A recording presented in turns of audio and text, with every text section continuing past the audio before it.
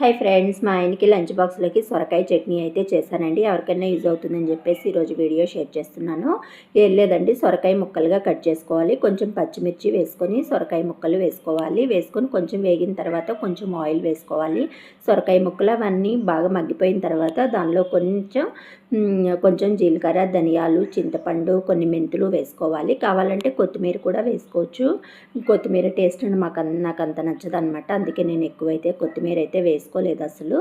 ఇవన్నీ వేసుకొని బాగా ఫ్రై చేసుకోవాలి. కొంచెం టైం అయితే పడుతుందండి. మూత పెట్టుకొని బాగా ఫ్రై చేసుకోవాలి. ఫ్రై అయిపోయిన తర్వాత స్టవ్ ఆఫ్ చేసుకొని దీన్ని పక్కన పెట్టుకొని కూల్ అయిన తర్వాత మిక్సీ జార్లోకి తీసుకొని దాన్ని గ్రైండ్ చేసుకోవాలి. కావాలంటే పోపు వేసుకోవచ్చు. సాల్ట్ కూడా వేసుకోవాలండి, మర్చిపోయాను చెప్పడానికి. సాల్ట్ వేసుకొని గ్రైండ్ చేసుకోవాలి.